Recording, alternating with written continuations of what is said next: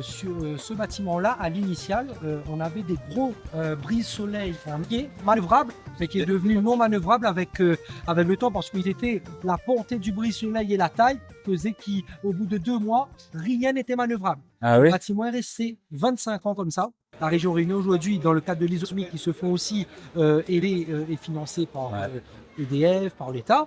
Donc du coup, ils ont pu lancer ce projet et ils le font sur plusieurs lycées. Ouais, À l'initial, la solution technique, elle n'était pas les lames de BILP.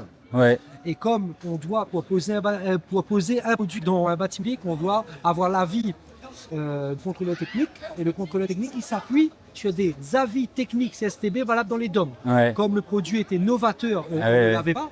Donc, ce qu'on a fait, c'est qu'on a monté un de ces produits et on l'a amené en soufflerie. Et du coup, on a fait un essai réel sur une application chimique sur tes produits. Et on a déterminé la force de rupture des guides. Ouais. Lorsqu'on a déterminé la force de rupture, on a pu prouver que le produit sur cette portée, qui est là de mémoire 1400 mm, sur cette portée, le produit résiste à un vent cyclonique. Ouais. En ayant fait ça, le contrôleur technique nous a validé cette solution de brise-soleil. Maintenant, notre essai, il est nominatif. Ça veut dire quoi? C'est que si demain, je dois reposer ce même brise-soleil sur un autre bâtiment, je vais me payer le nouvel essai. Parce que ce n'est pas le CSTB.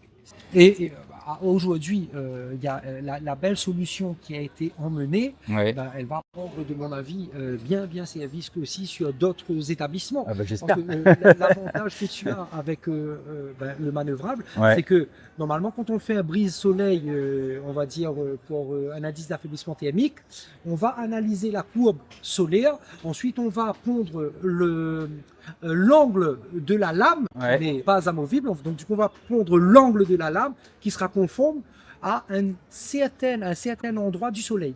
C'est-à-dire que si eux, ils veulent, ils se rendent compte que cette exposition du bâtiment fait que de 10h à 14h, il y a beaucoup trop de soleil sur le vitrage, il fait beaucoup trop chaud à l'intérieur. Donc on va pondre la lame pour que, on va analyser la courbe du soleil de 10 à 14h et là on va l'orienter pour que ça fasse effet. Aujourd'hui, avec la manœuvrabilité de ton brise-soleil, on n'a plus ce travail à faire. C'est que les gens, ils vont faire évoluer la pente de ton brise-soleil en fonction de la courbe du soleil. Il y a la poignée à l'intérieur, la petite poignée. Exact, tiens, elles sont là. Donc voilà un petit peu les gros avantages de tes brise-soleil, c'est cette manœuvrabilité. Le désavantage, de mon point de vue, c'est l'ouverture fermeture par poignée, le fait qu'on vienne solliciter une seule lame, elle va monter.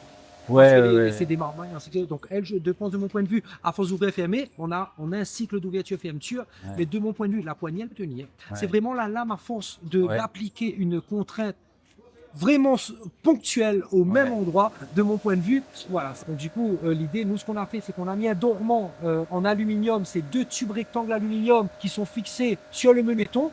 Pourquoi? Parce que on peut mettre que 2 chevilles dans le dormant et après on peut mettre toutes les petites fixations. Les petits clips, Exactement. On aurait dû PSC parce que tes clips, ils ont plusieurs trous pour pouvoir mettre une fixation.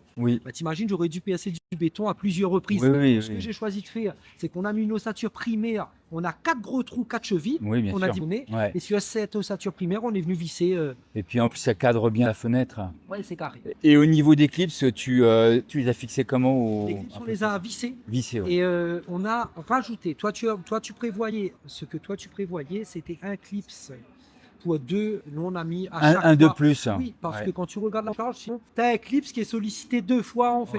Et du coup, nous, quand on a fait l'essai pour mettre toutes les chances de notre côté, on a mis un clips à chaque fois pour que l'oreille soit entièrement sollicité. D'accord. Et ça a cassé à un effort de vent de 230 km/h. 230 ? Oui, à peu près. Et je crois que c'est pas le clips qui a cassé, c'est la fixation du clips, non? Oui, c'est ça? C'est ça. Et par contre, c'est la fixation qui a pété, mais par contre, tout ton guide, lui, bouge pas. Il va peut-être un jour se tourner à 300 km/h, mais il bouge pas. Il bouge pas. En fait, il est très souple.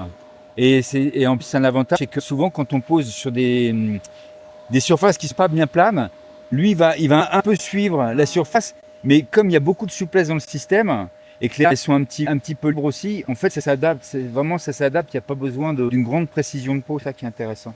Donc voilà, et là, tu vois, tous les trous qu'on a, c'est des produits qu'on t'a achetés. Le produit, il est stocké. Ah oui, d'accord. Donc là, on attend Ah oui. vraiment l'approval du pompier pour qu'on vienne finir les travaux. Ah ouais, le pompier. Mais j'ai vu là, il y en a des grosses aussi là, il y a des lames orientables, là, les grosses là en brise-vue. Ah, mais elles ne sont pas orientables. Elles sont pas orientables, Non, c'est non, fixe. c'est que du fixe. Ah ouais, Tu bon, sais pas faire on ça va en aller voir. orientable à la Ouais, rive. on va aller les voir. Ouais, Alors, en combien de temps est-ce qu'on a monté tes ouais, c'est ça, je m'inquiétais aussi parce que normalement, tu aurais dû être prêt pour la rentrée. Oui, mais alors, je t'ai suivi, je te le dis Bruno, je t'ai suivi sur les importations d'une part de ton fournisseur initial et d'autre part d'Espagne. D'Espagne, ouais. Et on a été pris dans une merde mais Ouais, internationale avec l'Espagne. Les gars, ils ont changé oui, tout leur code oui, de oui, douane. oui, oui, oui. Et du coup, le produit est resté 2 mois quasiment Ouais. chez le gars sans qu'on puisse l'envoyer. Ouais. Comme ça. Ben ouais, mais moi aussi, je comprenais pas. Je voyais que ça s'avançait pas, j'avais pas de nouvelles. Comment il s'appelle Marc, il est bien, ton transitaire, il est bien. Oui, non. Mais il avait pas de nouvelles non plus, c'était horrible. Et du coup, au final, on a mis toutes les ossatures. En combien de temps? C'est 3 semaines, une façade. Ouais. 3 semaines, l'autre façade. On l'a fait en 6 semaines et tu as 1000 et quelques mètres carrés de brise-soleil à monter, ossature principale, plus les lames, etc. Et Donc ça a bien bougé. vous aviez un chariot élévateur, non? Plusieurs. On avait Ouais. 3 nacelles de ce côté, 3 nacelles de nacelles, l'autre ouais, côté. C'est ouais. les Manitou qu'on utilise, donc c'est les grosses Ouais. de, Oui, oui. Ah, c'est chouette ça. de 4x4. Après, il y a un bon process. On a fait un atelier sur chantier Ah. en dessous. Ouais. Donc les gars, tu avais un bonhomme, on avait les toquis. Le gars, il prend une cote. Parce que toutes les fenêtres sont différentes. Parce que pourquoi faire simple quand on peut faire compliqué? Bien Tu vois, sûr. donc toutes les fenêtres sont différentes et nous on doit couper ta lame au millimètre près. Parce que la pince qui tient la lame, elle n'est pas énorme. Tu vois, Ouais, ouais. ça fait, j'aurais mis 1 ou 2 cm de plus. Moi. Parce que le fait qu'elle ne soit pas énorme, ta lame doit être coupée pile poil pour que si on veut la visser, qu'on soit au milieu. Oui, là tu parles d'éclipse. Oui, non pas d'éclipse. Je parle de la pince qui tient la lame. Le petit. Ah ouais, oui. Tu vois ce petit retour-là, Ouais, cette longueur-là fait qu'il faut que ta lame soit coupée quasi au 10e de millimètre ouais. pour que quand je place ma vis dans cette petite pince, qu'elle soit pile au milieu de la pince et qu'elle touche la lame derrière en fait. Oui, oui. Ça, c'est pour ça que nous, on met un gars là, il prend une cote en haut, il prend une cote en bas, donc on a le fruit du tableau et on coupait avec le fruit en bas et l'emporter placé avec la numérotation de fenêtre, etc. D'accord. Ah, ouais. Voilà un petit peu le process. Après, souvent, mes clients, quand ils sont en zone pas trop ventée, bonjour, ils fixent pas les lames. C'est-à-dire qu'ils les laissent dans le porte-lames. Et donc là, tu as presque 10 mm de jeu éventuellement, tu vois. Donc tu peux avoir du fruit.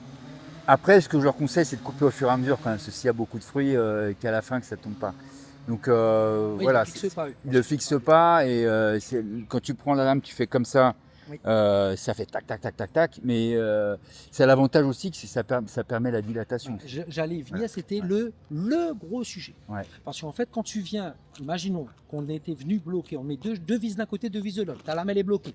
Ça, sur tout le linéaire du bâtiment. Ouais. Donc lorsque le béton va vouloir se déplacer, on ne sait pas qui va péter, mais où c'est ta lame, ou c'est le béton qui explose, mais à un moment donné, la dilatation va faire péter un matériau. Ouais. Ce qu'on a fait, c'est que tu as bien pensé ta fixation, c'est que tu as du houblon sur les côtés. C'est ça. D'un côté, les vis sont à bloc, de l'autre côté, elle est juste pointée. D'accord. Donc, c'est-à-dire que la dilatation de la lame aluminium peut se faire d'un seul côté. Ouais, c'est ça, voilà. Et ça marche bien. Ouais, c'est ça, oui. Ouais, on y a pensé. Ouais. Mais bien vu, mais un gros délire pour la dilatation. Moi, je l'avais pas. Moi, je l'ai pas vu. Le contrôleur technique me dit Rémi, tiens, souffle un coup. Il y a de gros sinistres qui viennent de la dilatation. Ouais, on regarde un peu ce qu'on sait. Puis l'aluminium, ça dilate vachement. Oui, ça s'est bien déroulé. Ouais. Les lames, elles ont été En fait, j'étais en train d'avancer l'ossature principale et me dit les lames sont stockées, ça vient. Mais elles étaient en train de se dédouaner. Mais moi, j'étais en train de poser l'ossature principale. Donc, en temps mort, on a pu avancer le chantier. Quand les lames ont été dédouanées, c'était le bon lundi. Ouais. On a fait 5 jours et on a fermé la façade. Mais les gars, on était tous les 15 jours de vacances, on était 15 ici. Mais j'avais 15 bonhommes ici. Ouais, c'est ce qu'il m'avait dit, Romain. Il m'avait dit on a embauché, ce qu'il fallait pour. Après, nous, notre entreprise, on embauche 64 salariés à temps plein sur une année. Ouais, j'ai vu ça. On a la ressource pour faire ces gros coups, ces grosses opérations, le gros coup de bourre. Mais une semaine, j'étais quand même inquiet. Joli de travail, chef. Hein ouais. Ces autres aussi, a fait ça le Ah non, j'ai un autre. Un autre Tiens, vas-y, tu peux. Ok. Hop là. Hop là. Tiens, là, il y a les caches. Donc, tu n'as pas mis les caches, là? Non. D'accord. Et de temps en temps, ils partent. Ouais. De temps en temps, on a mis, c'est parti. De temps en temps, ça va aller. Ok, donc, là, les petits caches pour la fixation. Donc là, c'est le tube, ça, d'accord. Ok. Voilà. Voilà, et là, Hop. normalement, on peut pas ouvrir l'extérieur. Exactement. Ok. Ah, t'as pas mis le loquet non plus. Non. il Mais faut pas. bon, ouais, parce que c'est vrai que le loquet, il est peut-être un petit peu. Voilà. Ah, c'est chouette, hein. Et du coup, je suis pressé d'avoir, nous, ce qu'on essaie de regarder aussi, quand on a l'info, c'est la consommation en climatisation du bâtiment un an après. Un an Parce que après, c'est là que tu sais si ton produit tient la route ou pas. Ouais. Et ça, on verra pas dans une petite année. Mais en général, quand on sait faire ça, c'est que les gens, ils ont plus tendance à créer du courant d'air dans les pièces. Parce que quand tu as un bout comme ça, ben, tu ouvres ça. Et après, tu descends comme tu veux. Tu as toujours un peu d'air qui rentre. J'espère que ça va. J'espère qu'ils seront contents de l'affaiblissement thermique. Nous, Ouais. en tous les cas, de notre côté, mission accomplie. Hein. Ouais. Eh ben, On a respecté le casier des charges. super. Tu merci, mon courage. Moi, c'est mon projet de l'année, hein. Oui. C'est. Bravo pour, je sais pas, l'idée, franchement, nous on a bien rigolé, nous, on a ce projet. Ouais. Je cherche une variante, j'arrive un matin avec, comment dire, la fiche technique et la petite vidéo qu'il y a sur le site. J'emmène un Romain, tiens, Romain, regarde ça. Il me dit, ouais, mais ça vient d'où? Il me dit, de France. Ouais. Et du coup, on a pu envoyer le travail, j'étais super content. Mais bravo pour l'idée. La fixation même, enfin, c'est bien foutu ce que tu as fait. C'est Ouais. vraiment- Ok, bah merci. Merci.